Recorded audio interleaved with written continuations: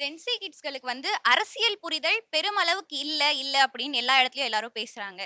அரசியல் படுத்தாம விட்டது யாரோட தப்புன்னு கேட்கிறேன். ஒரு ஒரு குழந்தை வளருது அப்படின்னா, அதுக்கு தாயோ, தந்தையோ இல்ல மூத்தவர்களோ யாரோ தான் அரசியலோ எல்லாத்தையும் சொல்லிக் குடுக்கணும். அந்த மாரி எங்களுடைய தலைமுறைக்கு அரசியல் புரிதல் இல்லன்னு சொல்றீங்க. அப்ப அது சொல்லிக் குடுக்காம விட்டது யாரோட குறைபாடு? அருமையான கேள்வி. இந்திரகுமார். பாலிடிக்ஸ் அப்படியே தான் இருக்கு. தமிழ்நாட்டினுடைய அரசியல் 1967 எந்த திசைவெளியில் தீர்மானிக்கப்பட்டதோ அந்த திசைவெளியிலிருந்து அதற்கு பிறகு அமைந்த எந்த கவர்மெண்ட்டுமே மாற முடியாது. இருமொழி கொள்கையோ அல்லது சுயமரியாதை திருமணத்தையோ இந்த தமிழ்நாட்டினுடைய பெயரையோ அல்லது இந்த தமிழ்நாடு எப்படி இயங்கும் என்ற அந்த மரபு முறைமையோ 67 அமைந்த அந்த மரபு முறைமையை யாராலும் மாற்ற முடியாது அப்படின்றது. அப்போ இந்த அரசியல் என்பது இந்த களத்தில் தான் இருக்கிறது.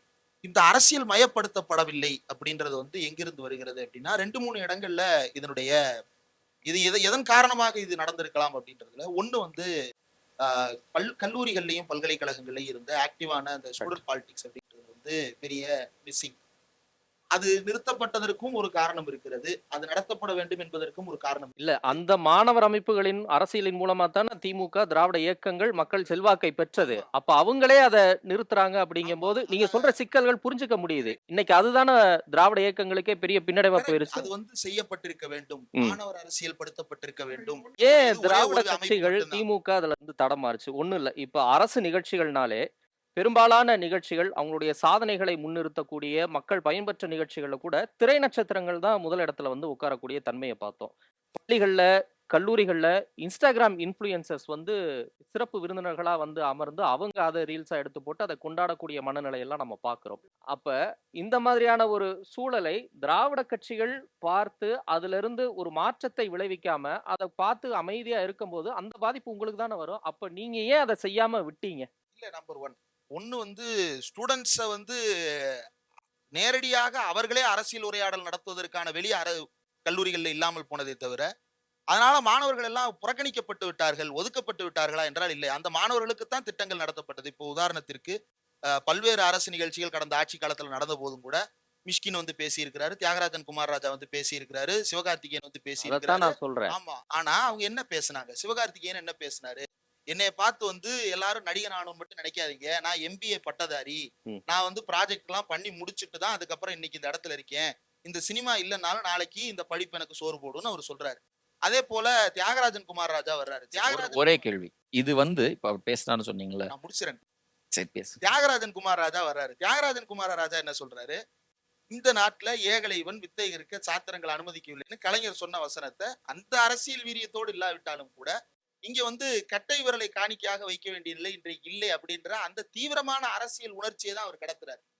இன்றைக்கு திரைப்பிரபலங்கள் அந்த அரசியல் வேலைகளை செய்யாமல் இருக்கிறார்களா? என்ன நிகழ்ச்சிக்கு கூட்டிட்டு மேடையில அவங்க செய்யலையே தவிர திரைப்பிரபலங்கள் இன்றைக்கும் கூட ஒயிட் ஷர்ட் பீச் பேண்ட் போட்டு அவங்களுடைய அரசியலை அவங்க சமூக வலைதளங்கள்ல மார்க்கெட் வேல்யூக்காக அவங்க பண்ணிட்டு தான் இருக்கிறாங்க. மார்க்கெட் வேல்யூ அப்படின்னு நான் சொல்றது சினிமா மார்க்கெட் வேல்யூ மட்டும் இல்ல, அவங்களுடைய விற்பனை பொருட்களுடைய மார்க்கெட் வேல்யூ சேர்த்து. இல்ல, இதுதான் இங்க பிரச்சனை. இல்ல ஒரு நிமிஷம் இல்ல நீங்க இப்படி என்னை முடிக்க விட்டாதான் ஒரு உங்களை சுருக்கெல்லாம் இல்ல, நீங்க உரையாட தயாரா இல்ல. சுருக்கெல்லாம் இல்ல, நீங்க உரையாட தயாரா இல்ல. நீங்க பிரச்சாரத்தை செஞ்சுட்டு ஓடின்னு நினைக்கிறீங்க. பிரச்சாரத்தை செஞ்சுட்டு ஓடுறதுக்கு பேர் விவாதம் கிடையாது. நீங்க உரையாடுறது விவாதம் கிடையாது. ஒரு கேள்வி கேட்கறதுக்கு வரணும்னா இருங்க விவேக் அவர் முடிச்சிட்டு இருக்கணும். நீங்க பிரச்சாரம் மட்டுமே பண்ணிட்டு ஓடி போறது உரையாடலும் விவாதத்துக்கான கிளம்பே கிடையவே கிடையாது. இல்ல நீங்க உங்க மனநிலையே தப்பா இருக்கீங்க. you must be ready to take questions. சுருக்கமா இந்திரகுமார். இன்றைக்கும் பேசுறாங்க. ஆனா இந்த தத்துவங்களையோ இந்த கருத்துகளையோ இது மாதிரியான ஆழமான புரிதலை ஏற்படுத்துகின்ற உரையாடலையோ இன்னைக்கு எடுக்கிறாங்களா? அப்போ இது வேற. யார் முன்னிறுத்தப்படுகிறார்கள், என்ன பேசப்படுகிறதுன்றது.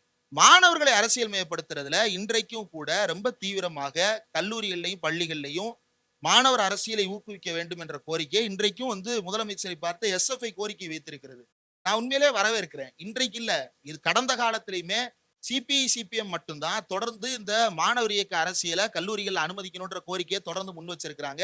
திராவிட இயக்கத்தை சேர்ந்தவர்கள், திராவிடர் கழகமா இருக்கட்டும் அல்லது திமுகவா இருக்கட்டும், அவங்களும் தமிழ் ஸ்டூடெண்ட்ஸ் ஃபெடரேஷன் மாதிரியான அமைப்புகளின் மூலமாக முயற்சி செய்தார்கள். அது இன்னும் தீவிரப்படுத்தப்பட வேண்டும். அது நிச்சயமாக செய்ய வேண்டும். அதை தவிர்க்க கூடாது. ஆனா எங்க இடர்பாடு வருது அப்படின்னா தீவிரமான அரசியல் உணர்ச்சியை கடத்துவது அப்படின்னு வரும் பொழுது இப்போ அந்த சைடு இருந்து பேசும்போது என்ன சொல்றாங்க அப்படின்னா ஜென்சின்ற பேர்ல ஏற்கனவே பேசுனது எதனா பேசுறீங்க அப்படின்றாரு. ஏன் முதலமைச்சரே என்ன பேசுறாரு? ஏற்கனவே ஜெயலலிதா பேசுனதே தானே அவரும் பேசுறாரு. ஏற்கனவே மோடி பேசுனதே தானே அவரும் பேசுறாரு. அப்ப மோடி பேசுன பாதி இப்ப சார் கூட சொல்றாரு. என்ன சொல்றாரு அப்படின்னா, அவர்கள் வந்து நேருவை குறை சொன்னார்கள், இவர்களை குறை சொல்லக்கூடாது. அப்ப மோடி நேருவை குறை சொல்வதை ஏற்றுக்கொள்வதா? 60 ஆண்டுகளாக காங்கிரஸ் என்ன செய்தது அப்படின்னு மீண்டும் மீண்டும் மோடி கேட்டுக்கொண்டே இருக்கிறார்ல. அப்போ அதை நீங்க ஏற்பளிக்கிறீங்க, அதை நீங்க லெஜிட்டிமைஸ் பண்றீங்க. அதன் மூலமாக நீங்க கடந்த காலத்திலேயே மாணவர்களுடைய மனநிலையை தங்க வைக்க பாக்குறீங்க. அப்ப எதிர்கால அரசியல் பத்தி பேசணும்ல. அதை பற்றி பேசும்போது 12 ஆண்டுகள் ஆட்சி சரி 60 ஆண்டு காங்கிரஸ் குறை சொல்றீங்க, சரி 23 நாள் தாவேகாவை குறை சொல்றதுக்கு உங்களுக்கு தார்மீக தகுதி உரிமை இல்லைன்னு சொல்றாங்க. ரைட் முடியும் பேசுறது என்ன? ஜென்சியினுடைய மனநிலை என்ன, அவர்களுடைய அரசியல் உத்வேகம் எப்படிப்பட்டதா இருக்கு? ஒண்ணு ஒத்துக்கிறேன், ரொம்ப பெரிய ஆஸ்பிரேஷன் அவர்களுக்கு இருக்கிறது. அந்த ஆஸ்பிரேஷன் ஒரு மேக்சிமலிஸ்டா இருக்குது. ஆனா அந்த மேக்சிமலிஸ்டாக இருக்கக்கூடிய அந்த ஒரு ஆஸ்பிரேஷன் என்பது அதை இந்த அரசு பூர்த்தி செய்வது என்பதோடு பொருந்துகிறதா?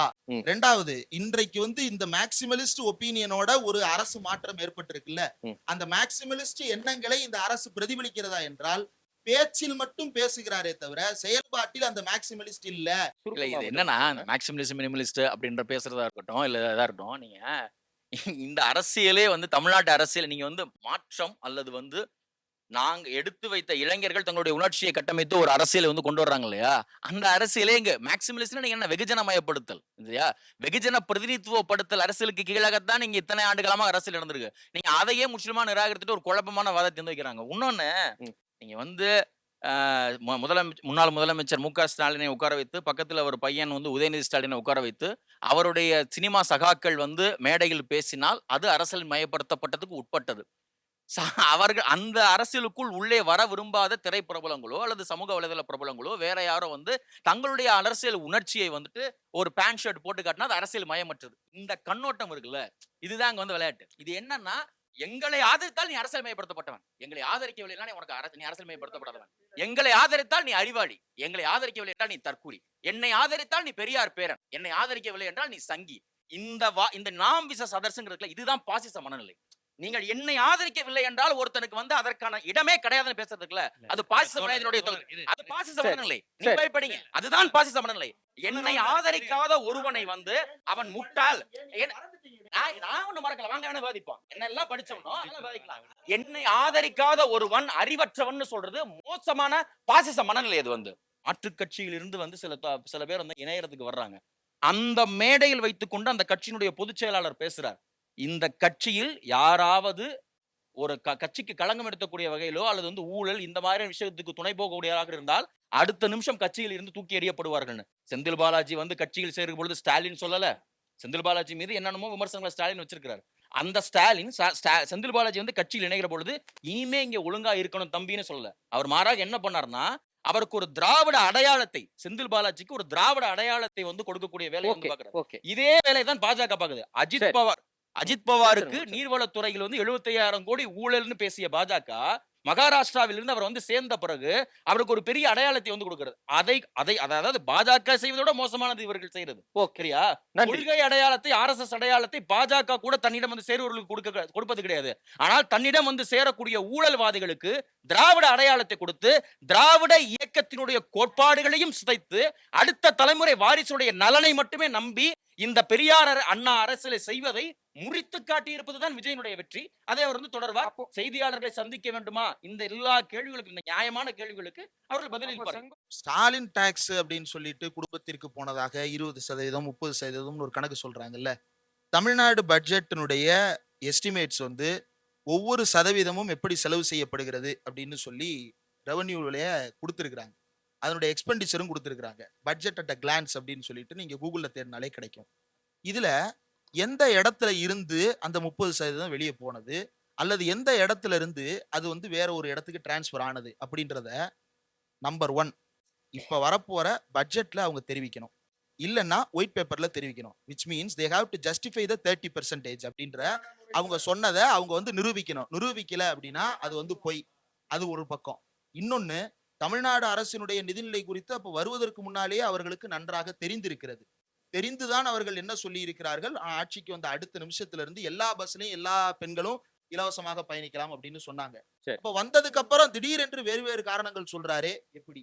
எல்லா பயிர்க்கடனும் தள்ளுபடி என்று சொன்னவர் இப்போது 1 லட்சம் ரூபாய்க்கு 5000 மட்டும் இது பண்றாரு அப்படின்னா, போன அரசாங்கம் வந்து வட்டி மானியம், வட்டி ஊக்கத்தொகை மட்டுமே 3000 கோடி விடுவித்தது. ஆனா இப்போது பயிர்க்கடன் தள்ளுபடியே 2000 கோடியை தாண்டல. அப்போ எல்லா நிலவரமும் தெரிஞ்சு நீங்க ஒரு பக்கம் ஸ்டாலின் டாக்ஸ்ன்னு சொல்றீங்களா?